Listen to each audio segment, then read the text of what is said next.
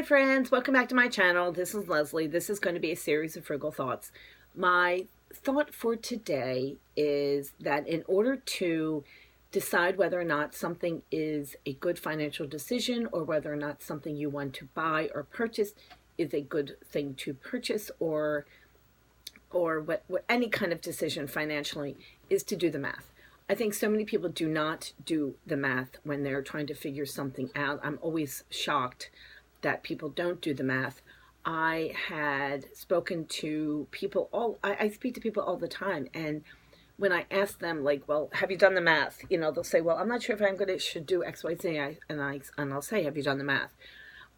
Whether or not that's a decision based on, I had a friend who was sending their child out to school in Minnesota because this person was getting a really good deal.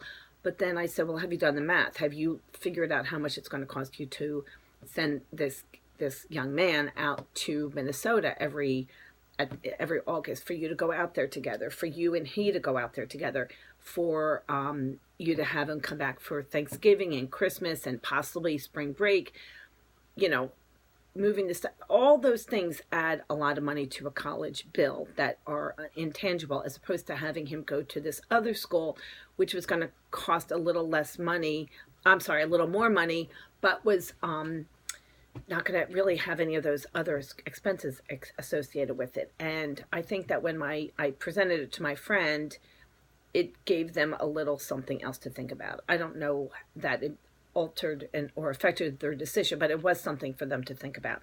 So my thought is that you always have to do the math. And sometimes, especially when it comes to making big money decisions, such as whether or not you should buy a particular home, whether or not you should go on a vacation, whether or not you should do whatever it is that you want to do, I think you have to do the math. I have two quick examples. The one was years ago when my children were from the ages of 5 to 10. I had several of them in camps, summer camps. So the summer, we live in an area where there's not really a lot of young kids my kids' age. So we had put them in some camps, some day camps.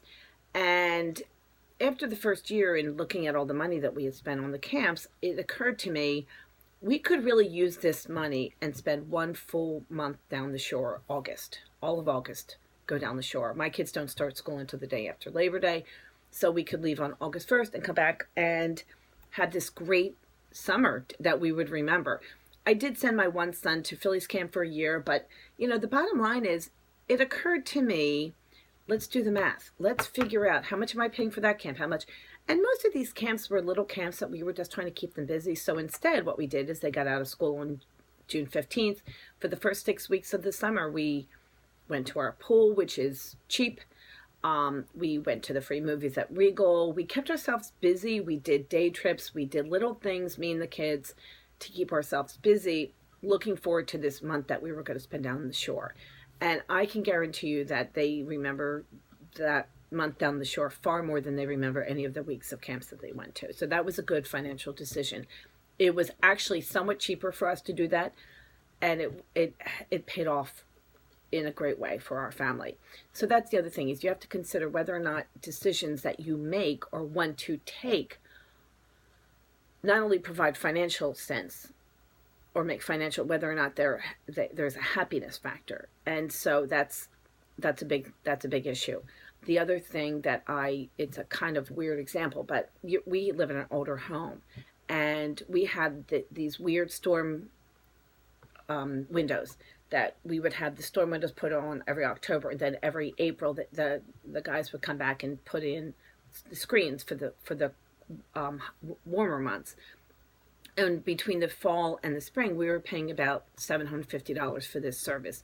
We had, I don't know, a couple dozen windows, and they were all done.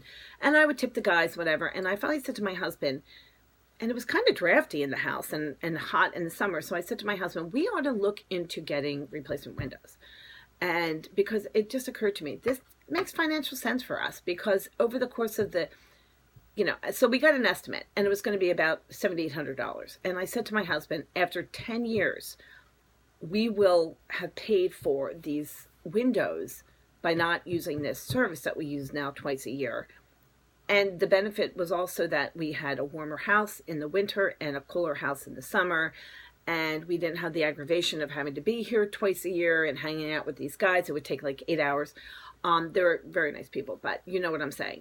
So that was, again, do the math. So we've lived in this house for 20 something years. Let's say the last 10 years, we haven't paid that $700, $800 a year. Obviously, we're not really saving the money, but we're not spending that money either. And in the meantime, our house is, like I said, is warmer and it's cooler in the summer. So what I would say to you is every financial decision has to start with the initial question of, have you done the math? Have you done the math? Have you done the math and figured out if this is a good decision financially? Does it make sense for you to do this, whether or not it be sending your child to summer camp or putting new replacement windows on your house? Does this make financial sense for you? You got to do the math. This is Leslie from a series of Frugal Thoughts. If you like this kind of content, please hit the button down there and subscribe. I enjoy doing these videos, and I hope you enjoy watching them. Thank you so much, and have a great day. Bye-bye.